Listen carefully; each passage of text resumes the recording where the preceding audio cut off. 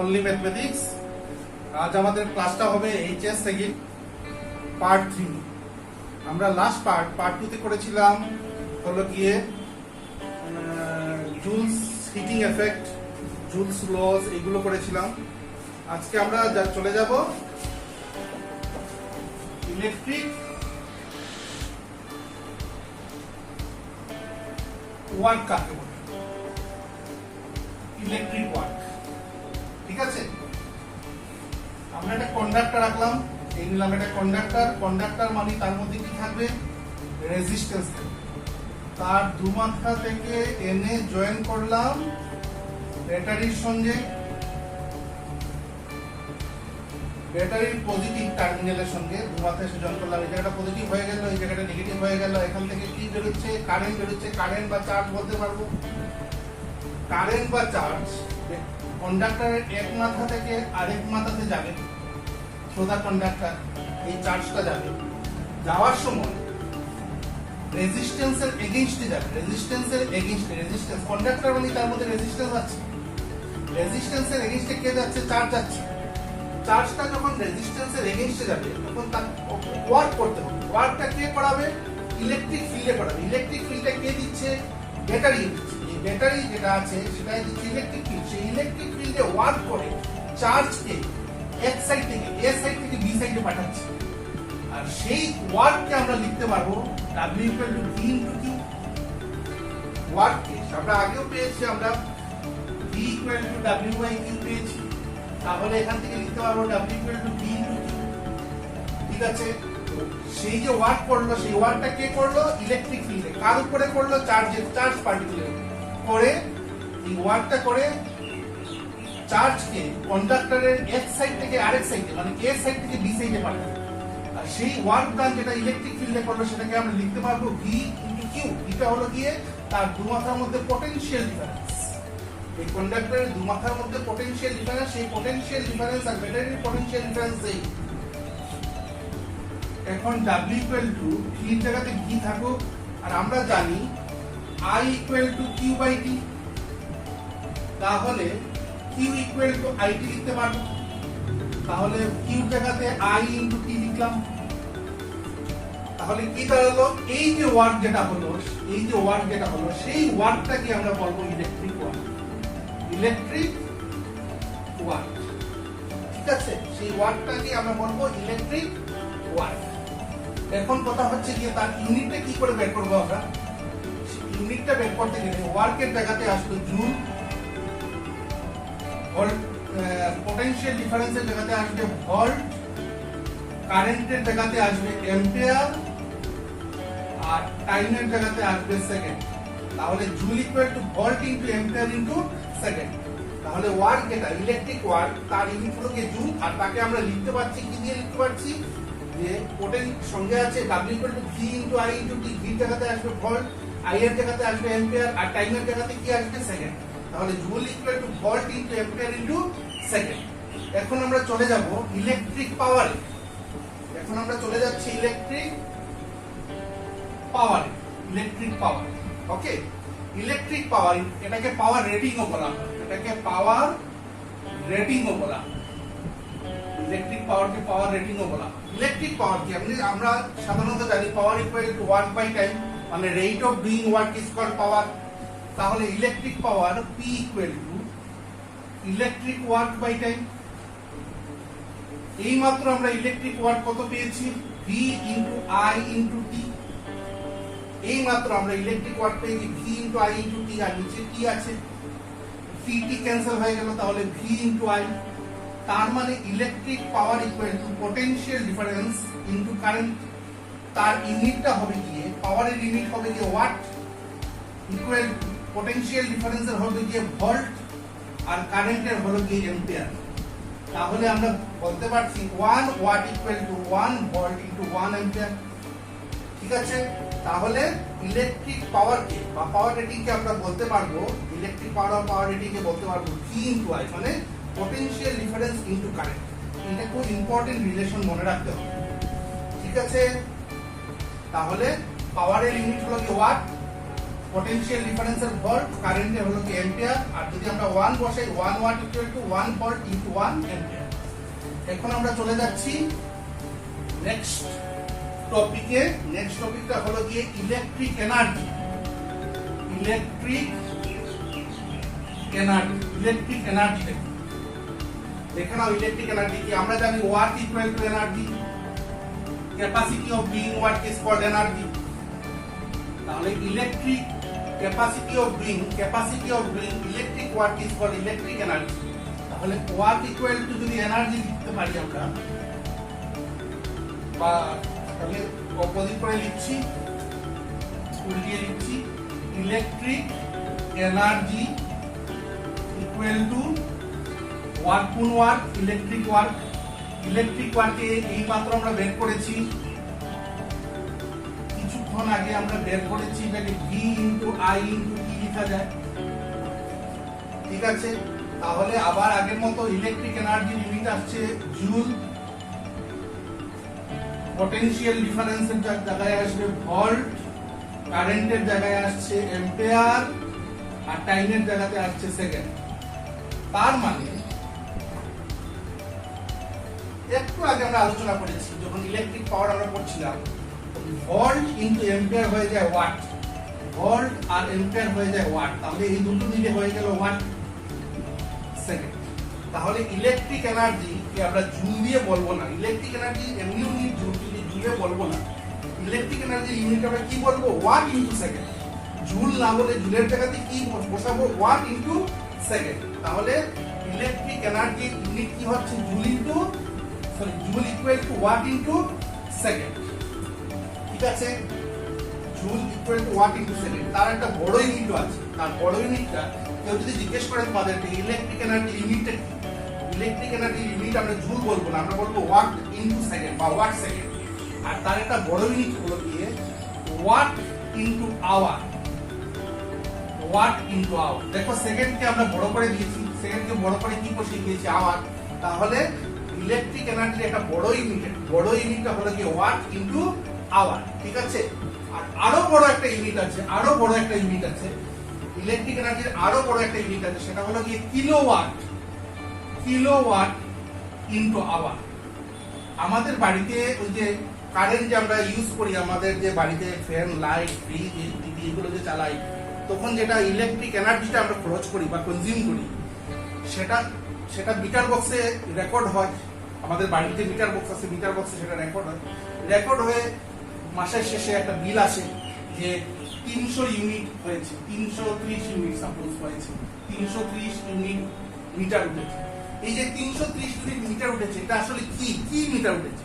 এটা আসলে electric energy খরচ করেছি আমরা। কি খরচ করেছি আমরা? 330 বা 330 কি ইউজ করেছি, ইউনিট কি খরচ করেছি আমরা, কনজিউম করেছি আমরা 330 ইউনিট ইলেকট্রিক এনার্জি ইউজ করেছি। আর ইলেকট্রিক এনার্জি ইউনিট কি? সবচেয়ে বড় ইউনিট কি? Kilowatt hour. তার মানে আমরা 330 কিলোওয়াট আওয়ার খরচ করেছি এক মাসে। এক মাস পরে যখন বিল আসলো 330 ইউনিট উঠেছে বাড়ির বিল, তখন বুঝতে হবে 330 ইলেকট্রিক এনার্জি আমরা কনজিউম করেছি। আর ইউনিটটা কি? এখানে ইউনিটটা কি? আমরা কিলোওয়াট আওয়ার, 330 কিলোওয়াট আওয়ার আমরা খরচ করেছি, 330 কিলোওয়াট আওয়ার। আর যখন বিল আসে, বিলের মধ্যে দেখবে কিলোওয়াট আওয়ার লেখা নাই, লেখা আছে বিওটি। বিলের মধ্যে পাওয়ার হাউস থেকে বা ইলেকট্রিক সাপ্লাই থেকে যে বিলটা আসে, বিলের মধ্যে লেখা থাকে কিন্তু কিলোওয়াট আওয়ার লেখা থাকে না, থাকে বিওটি। এটা হলো গিয়ে ওদের ইউনিট। ইলেকট্রিক সাপ্লাইয়ে যেটা ইউনিট ইউজ করে সেটা হলো গিয়ে বোর্ড অফ ট্রেড ইউনিট। আর এই বিওটি মানে বোর্ড অফ ট্রেড ইউনিট আর কিলোওয়াট আওয়ার সেম জিনিস। আমরা ফিজিক্সের ভাষায় বলবো কিলোওয়াট আওয়ার এনার্জি খরচ করেছি, কিন্তু পাওয়ার হাউস বা ইলেকট্রিক সাপ্লাইয়ে বলবে আমরা 330 বিওটি ইউজ করেছি, board of trade unit use করেছি। এখন যদি মনে করো এক ইউনিটের দাম 5 টাকা, এক ইউনিটের দাম 5 টাকা, ঠিক আছে, এক ইউনিটের দাম যদি 5 টাকা হয় তাহলে 330 ইউনিটের খরচ কত হবে আমাদের? কত হবে? এক মাসে কত বিল আসবে আমাদের?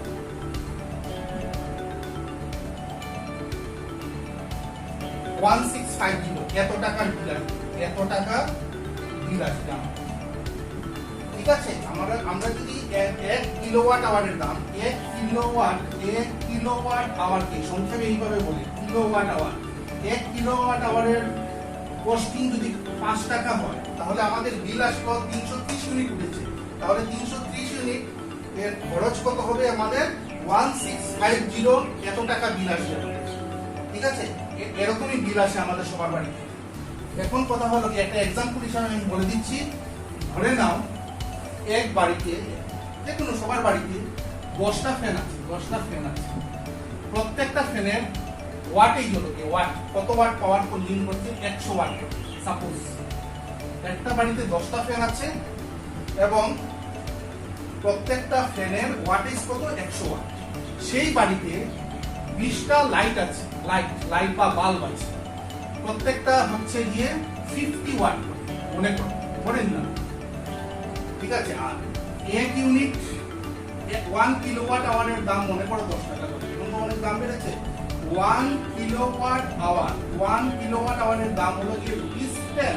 তাহলে একদিনে আমাদের, আমরা যদি সব ফ্যান আর সব লাইট জ্বালাই, একদিনে আমাদের কত বিল আসবে? কত বিল আসবে? আমরা জানি ইলেকট্রিক এনার্জি হলো গিয়ে কিলোওয়াট আওয়ার। তাহলে কিলোওয়াট আওয়ার বের করতে হবে। 10টা ফ্যান লিখলাম, কত ওয়াট করে এক একটা? 100 ওয়াট করে প্রত্যেকটা। 10 × 100 প্লাস বাড়িতে কি আছে? 20টা লাইট আছে, 20, প্রত্যেকটা কত ওয়াটেজ করে? 50। তাহলে কত হলো? এখানে কত হলো? 1000, আর এখানে হলো কি 1000। তাহলে এখানে সরি প্লাস হবে 2000 হয়ে গেল। 2000 ওয়াট আওয়ার। বলবে কেন ওয়াট আওয়ার কি করে হলো? এখন দেখো 1 ঘন্টার হিসাব দিয়েছি তো, 1 ঘন্টার হিসাব, এটা হলো গিয়ে ওয়াট। আর 1 ঘন্টা তাকাতে হবে, 1 ঘন্টা 1 দিয়ে মাল্টিপ্লাই করব, এটাকে 1 দিয়ে মাল্টিপ্লাই করব, এটা 1 আওয়ার। এই দুটো মিলে হয়েছে টোটাল ওয়াট। এই দুটো মিলে 10টা ফ্যান 100 ওয়াট করে, তাহলে এটা টোটাল ওয়াটেজ এটা। আর কয় ঘন্টার হিসাব আমরা বের করছি? 1 ঘন্টা 1 দিয়ে মাল্টিপ্লাই করেছি। সিমিলারলি এখানেও আমরা কি করেছি? 20 × 50 করে টোটাল ওয়াট বের করেছি, টোটাল ওয়াট। 20টা লাইট যদি 50 ওয়াট করে টানে তাহলে 1000 ওয়াট হবে, 1000 ওয়াট। আর 1 ঘন্টা, এটা হলো কি 1 ঘন্টার হিসাব বের করছি আমরা। 1 ঘন্টা, ঘন্টার জন্য আসলো আওয়ার, আর ওয়াটের জন্য ওয়াট, এর জন্য আসলো এই ওয়াট। তাহলে টোটাল কত হলো? 2000 ওয়াট আওয়ার। 2000 ওয়াট আওয়ারকে আমরা লিখতে পারবো 2 কিলোওয়াট আওয়ার। 1 ঘন্টার হিসাব বের করছি, 2 কিলোওয়াট আওয়ার। আর 1 কিলোওয়াটের দাম কত? 10 টাকা। তাহলে 2 কিলোওয়াটের কস্টিং কত হবে? তাহলে টোটাল কস্টিংটা কত হবে? টোটাল কস্টিং হবে 2 × ₹10, 2 × ₹10 মানে 20 টাকা হবে গিয়ে আমাদের 1 ঘন্টা। 1 ঘন্টা ধরে যদি আমরা 10টা ফ্যান আর 20টা লাইট, আর ফ্যানের ওয়াটেজও দেওয়া আছে, লাইটের ওয়াটেজও দেওয়া আছে, এটা যদি 1 ঘন্টা করে আমরা ইউজ করি তাহলে কস্টিংটা কত আসবে? 1 ঘন্টায় কস্টিং আসবে 20 টাকা। ঠিক আছে, এখন আমরা শেষ করলাম কি আমরা এইমাত্র করলাম? আমরা করলাম ইলেকট্রিক এনার্জি কাকে বলে, ইলেকট্রিক পাওয়ার কাকে বলে, ইলেকট্রিক ওয়াট কাকে বলে। আর একটা এক্সাম্পল দেখিয়ে দিলাম যে 1 ঘন্টা ধরে যদি আমরা 10টা ফ্যান আর 20টা লাইট চালাই তাহলে কত টাকা বিল আসতে পারে আমাদের বাড়িতে। এখন আমরা চলে যাব নেক্সট টপিকে। নেক্সট টপিকটা হলো গিয়ে আমাদের grouping of cells. Grouping of cells. ঠিক আছে, এই যে আমরা যে বাজার থেকে কিনে আনি বা দোকান থেকে কিনে আনি, এভারেডি ব্যাটারি বা নিপ্পো ব্যাটারি, একটা কিনে যদি আনি, একটা নিপ্পো বা নবীন ব্যাটারি যদি কিনে আনি তাহলে সেটাকে বলা হয় সেল। আর দুটো যদি কিনে আনি, দোকান থেকে দুটো কিনে আনলে দুটোই মিলে, দুটো সেল মিলে হবে কি? ব্যাটারি। দুটো সেল মিলে কি হবে? ব্যাটারি। আমরা গ্রুপিং অফ রেজিস্ট্যান্স দেখেছি, গ্রুপিং অফ ক্যাপাসিটর দেখেছি, আজকে গ্রুপিং অফ সেল করব। অনেকগুলো সেলকে আমরা কি করব? কম্বাইন করব। গ্রুপিং অফ সেল আবার আছে 3 রকমের। গ্রুপিং অফ সেল 3 রকমের। এমনি রেজিস্ট্যান্সের গ্রুপিং তো 2 রকমের, সিরিজ আর প্যারালাল। ক্যাপাসিটর যখন পড়েছিলাম তখন দেখেছি যে ক্যাপাসিটরের গ্রুপিং 2 রকমের হয়। কি হয়? Series are parallel. কিন্তু সেলের বেলায় গ্রুপিং হবে 3 রকমের গ্রুপিং হবে। কি তিন রকমের হবে। একটা হবে যে সিরিজ গ্রুপিং, আরেকটা হবে গিয়ে প্যারালাল গ্রুপিং, আরেকটা হবে মিক্সড গ্রুপিং। মিক্সড গ্রুপিং এ সিরিজ প্যারালাল গ্রুপিং থাকে। তাহলে তিন রকমের গ্রুপিং হবে সেলের মধ্যে, সিরিজ প্যারালাল আর মিক্সড। শুরু করছি আমি সিরিজ গ্রুপিং দিয়ে শুরু করছি। Series grouping of cells. ঠিক আছে, এখন দেখো এই একটা সেল আঁকলাম, এই আর একটা সেল আঁকলাম, এই আর একটা সেল আঁকলাম, তিনটা এঁকেছি, পাশাপাশি এঁকেছি। এখন এটা হলো পজিটিভ টার্মিনাল, নেগেটিভ টার্মিনাল, এটা পজিটিভ, এটা নেগেটিভ, এটা পজিটিভ, এটা নেগেটিভ। সেলের প্রথম সেলের নেগেটিভ টার্মিনাল সেকেন্ড সেলের পজিটিভে গেল, সেকেন্ড সেলের নেগেটিভটা পরের সেলের পজিটিভে গেল। যেমন আমরা রেজিস্ট্যান্সের সময় এইভাবে এঁকেছি, এইভাবে এঁকেছি, এইভাবে এঁকে যখন আমরা কানেক্ট করেছি, এইভাবে কানেক্ট করেছি, তখন তিনটা রেজিস্ট্যান্সকে আমরা পাশাপাশি লাগিয়েছিলাম, একটা পিছে একটা লাগিয়েছিলাম, এইভাবে সেলসও লাগিয়েছি। আর তখন রেজিস্ট্যান্স এসে লেগেছিল ব্যাটারির সঙ্গে, ব্যাটারি বা সেলের সঙ্গে এসে লেগেছিল। এখন কিসের সঙ্গে এসে লাগবে? এখন এসে লাগবে রেজিস্ট্যান্সের সঙ্গে, একটা এক্সটার্নাল রেজিস্ট্যান্সের সঙ্গে এসে লাগবে সেল। ঠিক আছে, এখন এই যে সেল, তিনটা সেলের মনে করো ইএমএফ, অরিজিনাল পটেনশিয়াল ডিফারেন্স, যেটাকে আমরা ইএমএফ বলি, অরিজিনাল পটেনশিয়াল ডিফারেন্স। যেমন একটা বা নবীন ব্যাটারি, পেন্সিল ব্যাটারির অরিজিনাল পটেনশিয়াল ডিফারেন্স 1.5 ভোল্ট, সেটা হলো যে তার ইএমএফ। এই সেলের ইএমএফ হলো যে ই, এই সেলের ইএমএফ ই ধরেছে, এই সেলের ইএমএফ ই ধরেছে, তিনটার ইএমএফ ই ধরবে। আর প্রত্যেক সেলের ভিতরে একটা ইন্টারনাল রেজিস্ট্যান্স থাকে, তার ভিতরে ইন্টারনাল রেজিস্ট্যান্স স্মল আর, আমরা ইন্টারনাল রেজিস্ট্যান্সকে স্মল আর দিয়ে ডিনোট করতে হয়। স্মল আর, এখানেও স্মল আর লিখলাম, এখানেও স্মল আর লিখলাম। ঠিক আছে, এখন এই যে তিনটা রেজিস্ট্যান্স আছে, তিনটা ইন্টারনাল রেজিস্ট্যান্স, এই যে তিনটা ইন্টারনাল, এই তিনটা ইন্টারনাল, যেহেতু সেলগুলো সিরিজে আছে, তাহলে ইন্টারনাল রেজিস্ট্যান্স গুলো কি আছে? সিরিজে আছে। আর আমরা জানি সিরিজে থাকলে কোন ফর্মুলাটা ফলো করতে হয়? R equal to R1 plus R2 plus R3। এখানে কি হবে? R equal to small r দিয়ে দিই, স্মল r দিলে হবে না, কারণ small small r, r dash দিই, r dash equal to R1 এর জায়গায় তো স্মল r আসবে, আর R2 এর জায়গায় তো স্মল r আসবে, এই আর R3 এর জায়গায় তো স্মল r আসবে। তাহলে r ড্যাশ ইকুয়াল টু হলো গিয়ে থ্রাইস r, r ড্যাশটা কত হলো? Thrice r। এখন আমরা কনসিডার করব এখানে nটা, nটা কতটা? n নাম্বার অফ সেল আছে। তিনটা সেল থাকলে টোটাল কত বের হচ্ছে? তিনটা যদি সেল থাকে টোটাল বের হচ্ছে থ্রাইস r। এখানে যদি nটা থাকতো, n নাম্বার থাকতো, তাহলে কত বেরোবে? এই তিনটা মিলে কত বেরোবে? nr। কত বেরোবে? nr। তিনটা থাকলে থ্রাইস r হতো, আর nটা থাকলে কেন কত হবে? nr। আর এই সবগুলোর সঙ্গে, এই কম্বিনেশনের সঙ্গে এই যে এক্সটার্নাল রেজিস্ট্যান্স একটা আছে, এক্সটার্নাল রেজিস্ট্যান্স, এটা সিরিজে আছে। তাহলে টোটাল রেজিস্ট্যান্স কত হবে? এটা কিন্তু সিরিজে আছে, এইগুলোর সঙ্গে, এই সবগুলোর সঙ্গে এটা সিরিজে আছে। তাহলে টোটাল রেজিস্ট্যান্স কত হবে? Total resistance of the combination কত হবে? আমরা জানি সিরিজে থাকলে প্লাস হয়, এই সবগুলো মিলে, এখানে তো nটা আছে, nটা হয়েছে nr, এটার সঙ্গে r কি হবে? কম্বাইন হবে, কম্বাইন মানে প্লাস হবে। আমরা জানি সিরিজের ফর্মুলা হলো কি r equal to r1 plus r2, এই সবগুলো মিলে হচ্ছে nr, আর এটা হলো কি r। তাহলে টোটাল রেজিস্ট্যান্স কত হলো? nr। ঠিক আছে, আচ্ছা এখন কি বের করব আমরা? এখান থেকে কারেন্ট বের করব। তাহলে কারেন্ট কত হবে? কারেন্ট, তাহলে কারেন্ট কোথা থেকে আসছে? এখান থেকে কারেন্ট আসে, সবগুলোই কারেন্ট দিচ্ছে। কারেন্ট হচ্ছে কি I। কারেন্ট ইকুয়াল টু হচ্ছে কত? আমরা জানি ওহমস ল মতে কি জানি? V equal to IR, that implies I equal to V by R। ঠিক আছে, এখানে V তো নেই, এখানে V হলো কি পটেনশিয়াল ডিফারেন্স, এগুলো সবগুলো মিলে কত হবে? এখানে যদি E কয়টা থাকে? এখানে E আছে, দেখতে লাগছে তিনটা, কিন্তু আছে কয়টা? এখানে আছে হলো গিয়ে nটা থাকলে V এর জায়গাতে V না বসে EMF বসাবো, অরিজিনাল পটেনশিয়াল ডিফারেন্স বসাবো। এখানে অরিজিনাল পটেনশিয়াল ডিফারেন্স কত হবে? যেহেতু তিনটা আছে, তিনটা থাকলে হবে থ্রাইস E, কিন্তু তিনটা তো নেই, আমরা বলেছি এখানে nটা আছে, কয়টা আছে? এখানে nটা। তাহলে এখানে কি বসাবো? NE। আর নিচে টোটাল রেজিস্ট্যান্স কত আছে, টোটাল রেজিস্ট্যান্স সার্কিটের টোটাল রেজিস্ট্যান্স আমরা জানি ভোল্টেজ বাই রেজিস্ট্যান্স লগে কারেন্টকে আইজি ডিনোট করে দিচ্ছি, তাহলে কত হবে এনই বাই আর নিচে টোটাল রেজিস্ট্যান্স কত হবে NR plus R.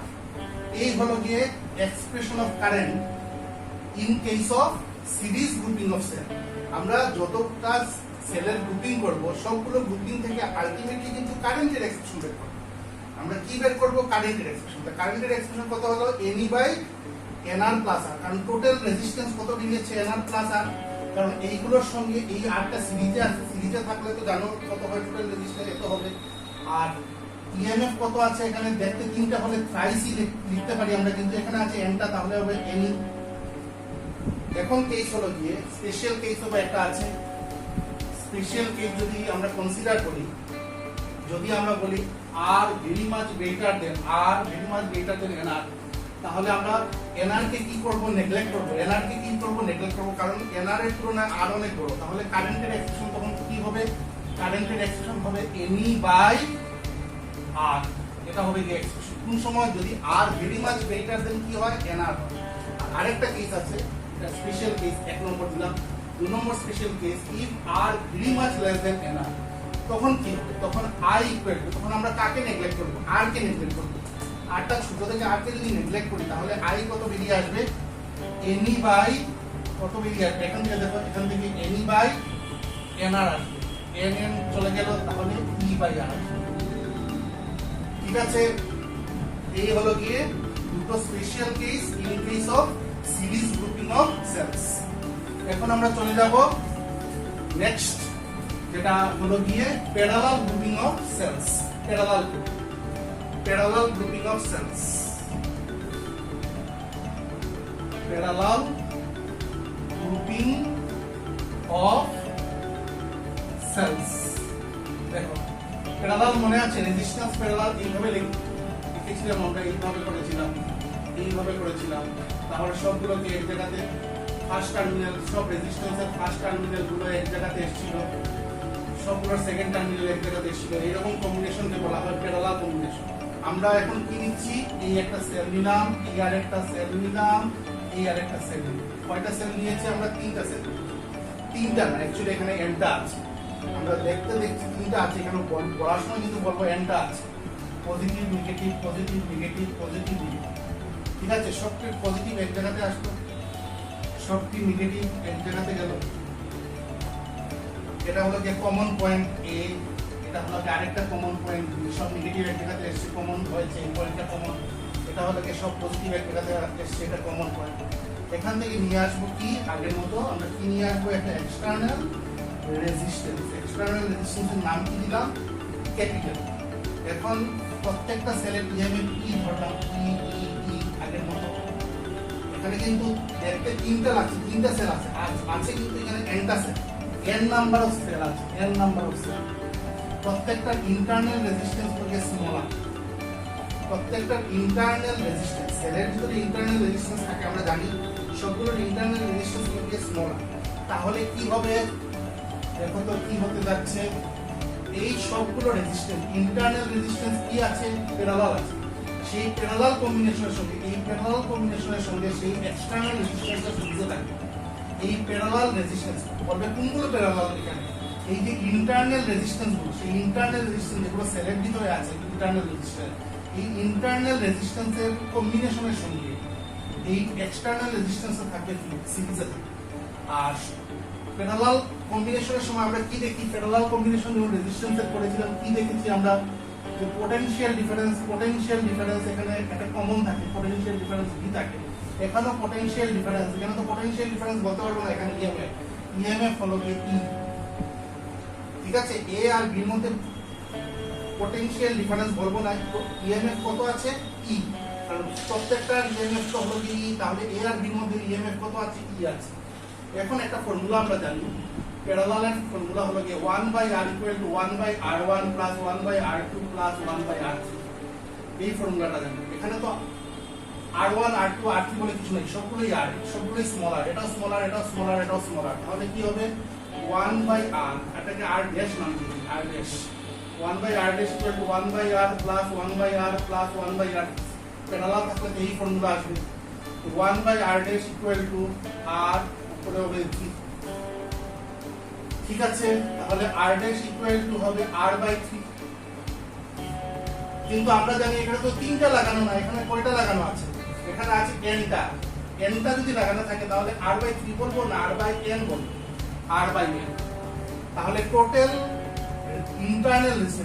internal resistance of the combination parallel combination কত internal resistance r by n এই r by n এর নাম দিলাম আমরা r dash এই r dash এর সঙ্গে r থাকবে সিরিজে এই r dash এর সঙ্গে r থাকবে সিরিজে তাহলে সিরিজ হলে কম্বিনেশন কি হয় সিরিজ হলে আমরা জানি r equal to r1 plus r2 তাহলে টোটাল রেজিস্ট্যান্স এখানে কত হবে টোটাল রেজিস্ট্যান্সটা এখানে কত হবে টোটাল রেজিস্ট্যান্স সার্কিটের এই পুরো সার্কিটের টোটাল রেজিস্ট্যান্সটা কত হবে r dash plus r dash টা আমরা কত বের করেছিলাম r by n সঙ্গে কত এক্সটারনাল রেজিস্ট্যান্সটা কত আছে r তাহলে টোটাল রেজিস্ট্যান্স কত বের হলো r by n plus r ওকে তাহলে আমরা এটাকে যদি এলসিএম নেই আচ্ছা n r plus nr ঠিক আছে এই হলো কি এলসিএম নেওয়ার পরে এটা তাহলে কারেন্ট কত হবে সার্কিটের মধ্যে কারেন্ট কত হবে কারেন্টকে দেখাতে হবে পজিটিভ থেকে negative current proper charge current আমি দেখে নিই আগে দেখালাম কারেন্ট I ইকুয়াল টু আমরা জানি current equal to voltage by resistance সমস্ত মতে এখানে তো ভোল্টেজ আসবে না এখানে আসবে কত ইএমএফ এখানে ইএমএফ কত ছিল E ছিল আর উপরে আসবে E আর নিচে আসবে কত R plus nr by n তাহলে I কি হবে nটা উপরে চলে যাব ne by r plus n ঠিক আছে এটা হলো কি required expression of current in terms of বলবো না আমরা required expression of current when there is parallel grouping of cells ঠিক আছে এখন স্পেশাল কেসে যদি আমরা চলে যাই স্পেশাল কেস নাম্বার 1 যেমন special case when r very much greater than nr very much greater than r nr very much greater than r কি বলেছি nr টা বড় কার থেকে r তাহলে কি হবে তখন i এর এক্সপ্রেশন কি হবে ne বাই nr nn চলে যাবে থাকবে e বাই আর সেকেন্ড যদি আরেকটা স্পেশাল কেস নেই কি নিব আমরা when nr very much less than r তখন কি হবে I equal to কি লিখতে পারবো আমরা উপরে আছে ne আর নিচে কাকে আমরা নেগলেক্ট করব কে ছোট এখানে nr ছোট nr কে যদি নেগলেক্ট করি নিচে আসবে এই হলো যে কারেন্টের এক্সপ্রেশন এই কেস এই স্পেশাল কেসে কারেন্টের এক্সপ্রেশন এটা হবে আর এই স্পেশাল কেসে কারেন্টের এক্সপ্রেশন এটা হবে ঠিক আছে তাহলে আমরা দুটো গ্রুপিং করে ফেললাম সেলের একটা হলো কি সিরিজ গ্রুপিং অফ সেলস আর একটা হলো কি প্যারালাল গ্রুপিং অফ সেলস এবং দুটো কেসে আমরা কারেন্টের এক্সপ্রেশন বের করেছি এখন হবে কি mixed grouping of cells mixed grouping এটা একটু বুঝার ব্যাপার আছে মিক্সড গ্রুপিং অফ সেলে বুঝতে হবে আমাদের কারণ এখানে সিরিজ প্যারালাল একসঙ্গে আসবে মিক্সড গ্রুপিং অফ সেলস ঠিক আছে এই আঁকলাম একটা সেল এই আরেকটা সেল এই আরেকটা সেল এই আরেকটা সেল মনে করো সিরিজের মধ্যে আছে চারটা সেল এইরকম দেখে নাও কি করছি আমি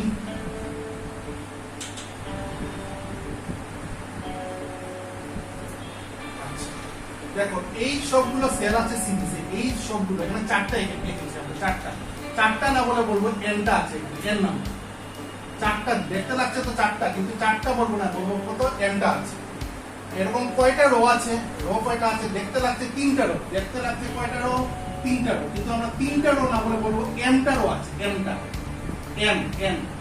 এম করে নিলো এমটা রো আছে দেখো এখানে সিরিজও আছে আর যেহেতু নিচে নিচে এঁকেছি এগুলো প্যারালালও দেখাচ্ছে এই কানেকশন লাগাচ্ছে এই কানেকশন দেখো এই লাইনের সবগুলো আছে সিরিজে আর নিচের গুলো সবগুলো আছে কি প্যারালাল এখন এই আঁকলাম আমরা আগের মতো একটা এক্সটার্নাল রেজিস্ট্যান্স জয়েন করলাম এখন পজিটিভ নেগেটিভ এটা বুঝতেই পারছো positive negative positive negative positive negative positive negative positive negative positive negative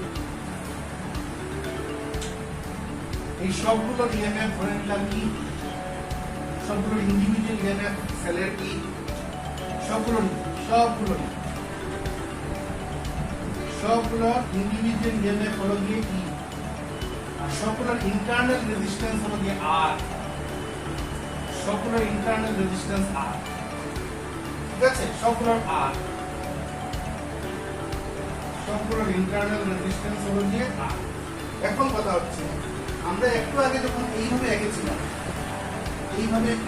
parallel মনে আছে, তখন প্রত্যেকটা ই ছিল, তখন এ আর বি দিয়েছিলাম দুটো টার্মিনাল, এখনো দিয়ে দিই এ আর বি দুটো কমন টার্মিনাল।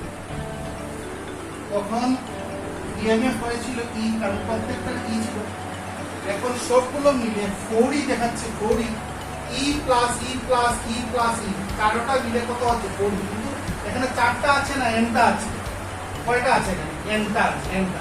তাহলে এখানে সবগুলো মিলে কত হবে এন, সবগুলো মিলে কত হবে এন। দেখতে লাগছে 4ই ই plus E plus E plus E 4ই, কিন্তু এখানে এনটা আছে, আমি আগেও বলেছি এখানে এনটা, এনটা থাকলে এখানে কি হবে এন। এই লাইনেও কত আছে এন, এই লাইনের সব টোটাল ইএমএফ কত এন। তাহলে এ পয়েন্ট আর বি পয়েন্টের মধ্যে ইএমএফ হবে, এ পয়েন্ট আর বি পয়েন্টের মধ্যে পটেনশিয়াল ডিফারেন্স বলছি না আমি, ইএমএফ বলছি, কত হবে এন। আগে দেখো ই ই ই ছিল, দেখে প্রত্যেকটা ই ই ছিল, দেখে এ পয়েন্ট আর বি পয়েন্টের মধ্যে কত হয়েছিল ই হয়েছিল। আর এখন এই লাইনের পুরোটা হলো এন, এই লাইনের পুরোটা এন, এই লাইনের পুরোটা এন। তাহলে এখানে কত হবে এ পয়েন্ট আর বি পয়েন্ট কমনের মধ্যে কত হবে পটেনশিয়াল ডিফারেন্সটা হবে এম, বা ইএম টোটাল ইএমএফটা কত হবে এন।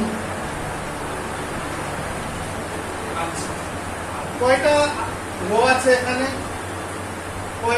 আছে এখানে, এমটা যদি 3টা থাকে তাহলে আমরা এইভাবে লিখতে পারি, এইগুলো এই এনি আর এখানে টোটাল রেজিস্ট্যান্স কত হবে, এই লাইনের টোটাল ইন্টারনাল রেজিস্ট্যান্স কত হবে এনআর, আর প্লাস সিরিজ, তো এগুলো সিরিজে আছে, সিরিজে থাকলে প্লাস হয়, সিরিজে থাকলে কি হয়, সিরিজে থাকলে R equal to R1 plus R2 plus R3 এই হয়। এখানে চারটা আছে, চারটা থাকলে আর প্লাস আর অ্যাকচুয়ালি লেখা উচিত 4R, কিন্তু এখানে এনটা যেহেতু আছে, এনটা থাকাতে এখানে কি লিখবো এনআর। এখানেও কতটা আছে এনআর, এখানেও এই লাইনে কতটা আছে এনআর, এই এনআর উপরের লাইনের এনআর, এই লাইনের এনআর, এই লাইনের, মানে প্রত্যেকটা রোড এনআর। আবার কি আছে প্যারালাল হলে combination 1/r = 1/r1 + 1/r2 + 1/r3। তাহলে 1/r' কি হবে, R1 এর জায়গা কি আসবে, R1 এর জায়গা আসবে এনআর। এই লাইনের পুরো টোটাল ইন্টারনাল রেজিস্ট্যান্স কত হয়েছে এনআর। এই লাইনের এই রড টোটাল ইন্টারনাল রেজিস্ট্যান্স হলো এনআর। এই লাইনেরও কত এনআর, এই লাইনেরও কত এনআর। তাহলে r' কত বেরোচ্ছে 1/r' = নিচে এনআর উপরে 3, তাহলে r' = nr/3। কিন্তু একটু আগে আমি বলেছিলাম এখানে দেখতে লাগছে 3টা রো আছে, কিন্তু আছে কয়টা রো, mটা রো, mটা রো। তাহলে r' কত হবে nr/3 হবে, 3টা রো থাকলে nr/3 হতো, আছে তো mটা রো, তাহলে nr/m হবে। তাহলে এখানে সব শুধু এই কম্বিনেশনের পুরো রেজিস্ট্যান্স বা ইন্টারনাল রেজিস্ট্যান্স কত বেরোলো nr/m। আর সেই nr/m যেটা বেরোলো সেটার সঙ্গে এক্সটার্নাল রেজিস্ট্যান্স যেটা আছে লাগানো, সেটা আছে সিরিজে থাকলে টোটাল রেজিস্ট্যান্স হবে সার্কিট কত হবে, টোটাল রেজিস্ট্যান্স সার্কিটের কত হবে r', এটার নাম তো r' দিয়েছে, এটার নাম কত দিয়েছে আমরা r', এই জায়গার টোটালটার নাম আমরা দিয়েছি r'। এই r' এর সঙ্গে r কত আছে সিরিজে থাকলে ফর্মুলা হলো গিয়ে, কি r = r1 + r2 + r3।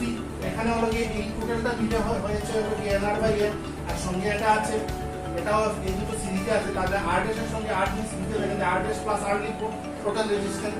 কিসের জন্য প্লাস লিখেছি, কারণ সিরিজে আছে, সিরিজ হলে তো এই ফর্মুলা, আর r' এর জায়গাতে কত বসবে nr/m + r, ঠিক আছে। তাহলে টোটাল রেজিস্ট্যান্স কত বেরিয়ে গেল আমাদের এনআর বাই এম প্লাস আর। এখন কারেন্ট কত হবে, সার্কিটের কারেন্ট দেখিয়েছি নাকি আমি? কারেন্ট তো এইভাবে বেরোবে, কারেন্ট এইভাবে বেরোবে, কারেন্ট ব্যাটারির পজিটিভ থেকে বেরোবে, কারেন্ট বেরোবে, কারেন্ট এখানে আসবে, এখানে এসে কারেন্ট হবে আর কারেন্ট আর সেই কারেন্টকে আই দিয়ে যদি লিখা হয়, কারেন্ট হলো কি voltage by resistance, total voltage তো এখানে নাই, এটা টোটাল ইএমএফ হলো কি এনই, আর নিচে আসবে কি আসবে এনআর বাই এম প্লাস আর। এই যে কোন ফর্মুলা দিয়ে লিখলাম আমি সাইডে একটা নোট দিয়ে যে I equal to V by R Ohm's law মতো করে, আই এর জায়গায় আই লিখেছি, ভি হলো কি এটা টোটাল কত পোটেনশিয়াল ডিফারেন্স বা ইএমএফ কত হয়েছে এনই, আর টোটাল রেজিস্ট্যান্স সার্কিটের কত হয়েছে এনআর বাই এম প্লাস আর।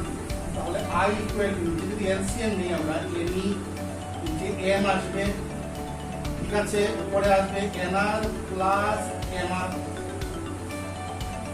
তারপরে I equal to M into M তো উপরে চলে যাবে M into M E by NR plus MR. এই এম হলো কি নাম্বার অফ রো, এম হলো কি নাম্বার অফ রো, কয়টা রো ছিল, আর এন হলো কি প্রত্যেক রোতে কয়টা করে সেল আছে, এন হলো কি নাম্বার অফ সেল, এন হলো কি number of cell in each row. এই এম ইনটু এন কে আমরা ক্যাপিটাল, এই এম ইনটু এন কে ক্যাপিটাল এন লিখলাম, কাকে ক্যাপিটাল এন লিখলাম, এম ইনটু এন কে, এম ইনটু এন কে ক্যাপিটাল এন আর ই, আর নিচে আসছে কি এনআর প্লাস এম। তাহলে কারেন্টের এক্সপ্রেশন কত বেরিয়ে আসলো, কারেন্টের এক্সপ্রেশন কত বেরিয়ে আসলো, এই হলো এই কারেন্টের expression. This is the expression of current for mixed grouping of cells. এটা হলো কি কারেন্টের expression for mixed grouping of cell, ঠিক আছে। এরপর আমরা চলে যাব আরেকটা কোয়েশ্চন, আজকের জন্য সেটা লাস্ট কোয়েশ্চন হবে, সেটা হলো কি find the condition for obtaining maximum current for mixed grouping of cell,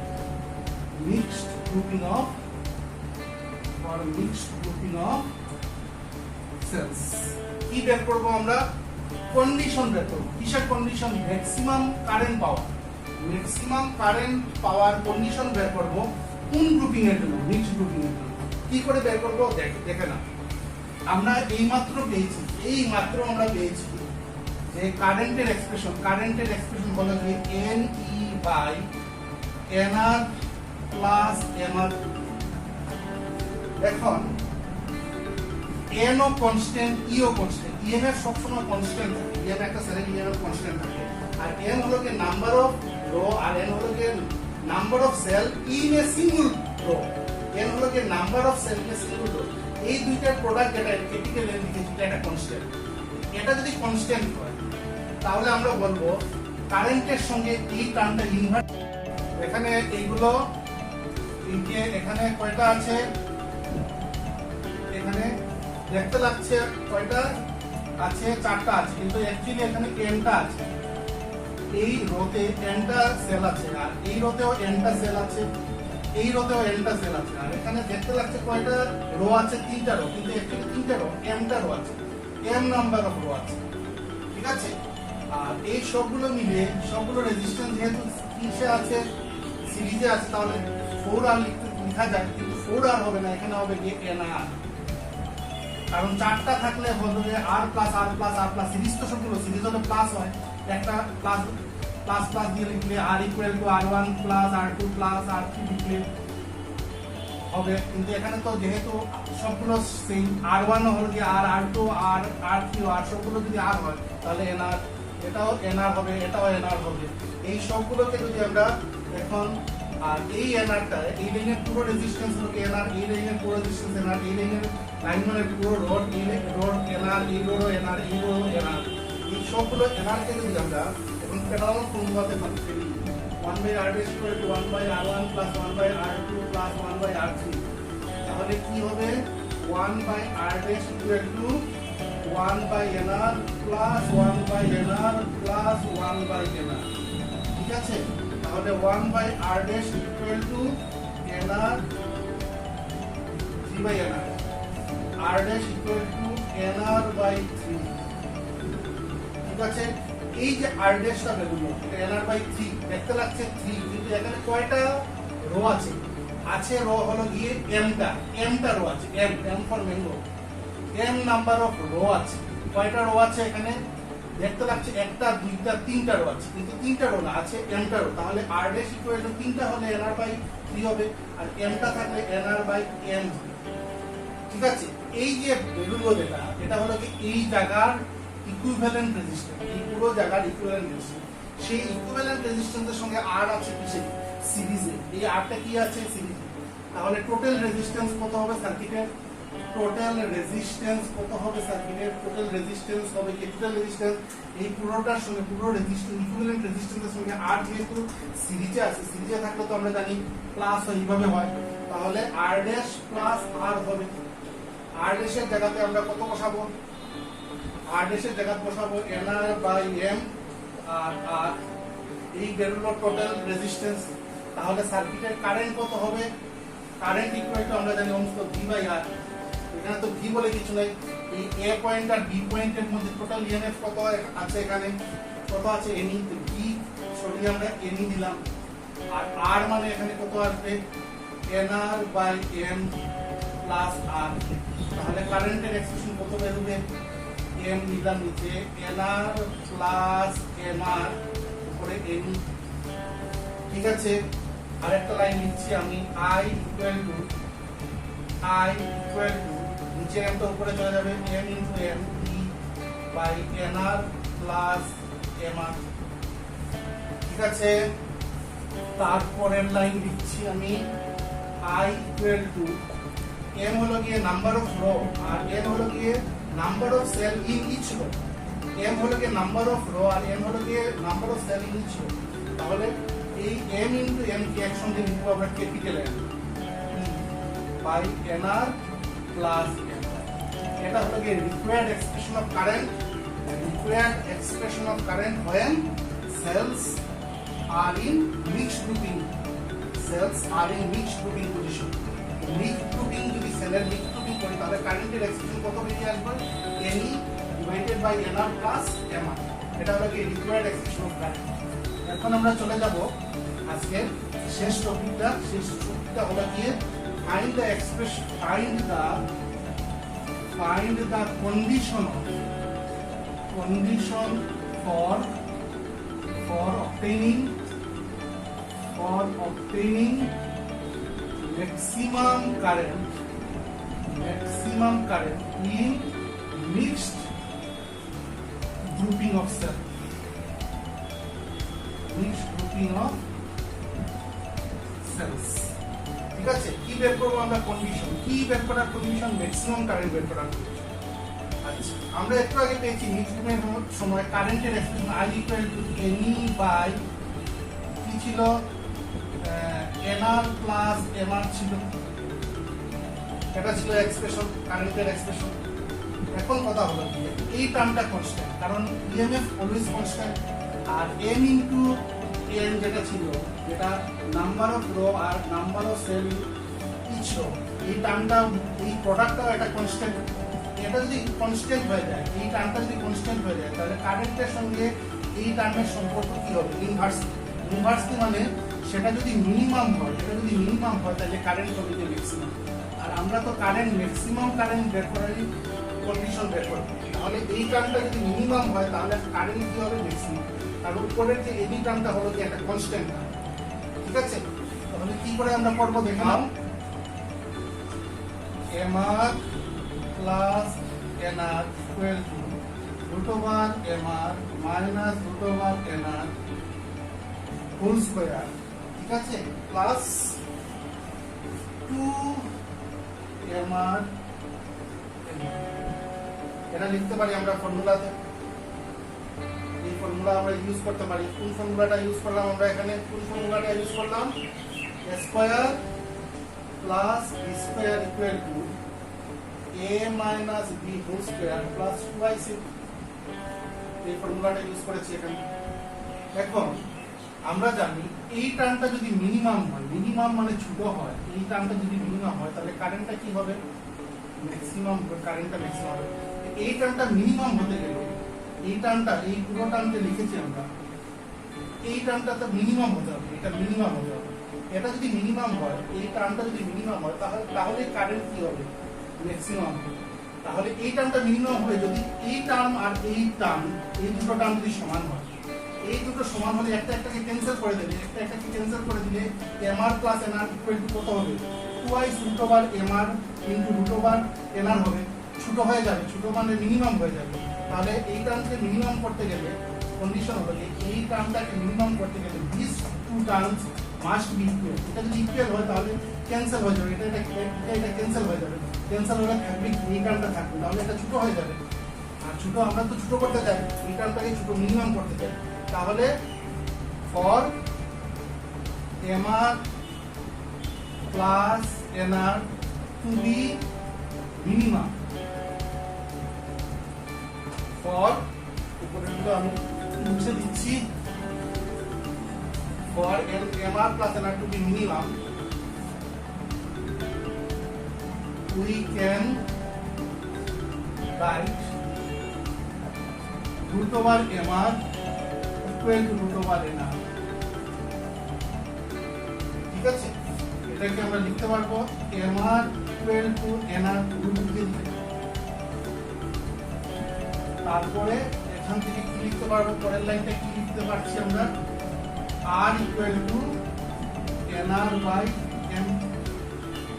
এখন যে মিক্স কুপিং এর সময় যে এক্সটার্নাল রেজিস্ট্যান্স লাগিয়েছিল, মিক্স কুপিং এর সময় খেয়াল করবে যে এক্সটার্নাল রেজিস্ট্যান্স যেটা ক্যাপিটাল R লাগিয়েছিল, এই ক্যাপিটাল R এর ভ্যালু যদি এত হয়, ক্যাপিটাল R যেটা এক্সটার্নাল রেজিস্ট্যান্স তার ভ্যালুটা যদি nr by m হয়, তখন mr প্লাস nr টার্মটা কি হবে, এই টার্মটা তখন মিনিমাম হবে। কোন সময় মিনিমাম হবে, r এর এই ভ্যালু, r এর এই ভ্যালু, r এর ভ্যালুটা যদি nr বাই m হয় তাহলে এই টার্মটা কি হবে, মিনিমাম হবে। আর এই টার্মটা যদি মিনিমাম হয় কারেন্ট কি হবে, কারেন্ট হবে ম্যাক্সিমাম। তাহলে কারেন্ট ম্যাক্সিমাম পেতে গেলে, কারেন্ট ম্যাক্সিমাম পেতে গেলে r এর ভ্যালু, এক্সটার্নাল রেজিস্ট্যান্সের ভ্যালু nr বাই m হতে হবে। আর nr বাই m যদি এক্সটার্নাল রেজিস্ট্যান্সের ভ্যালুটা হয় তখন এই টার্মটা হবে যে মিনিমাম, আর এই টার্মটা যদি মিনিমাম হয় তখন কারেন্টটা হবে ম্যাক্সিমাম। কোন গ্রুপিং এর সময়, মিক্সড গ্রুপিং এর সময়। তাহলে আজকে আমাদের এতটুকুই আমাদের আলোচনা। আমরা নেক্সট ভিডিওতে আমরা অন্য টপিক নিয়ে আলোচনা করব। Thank you.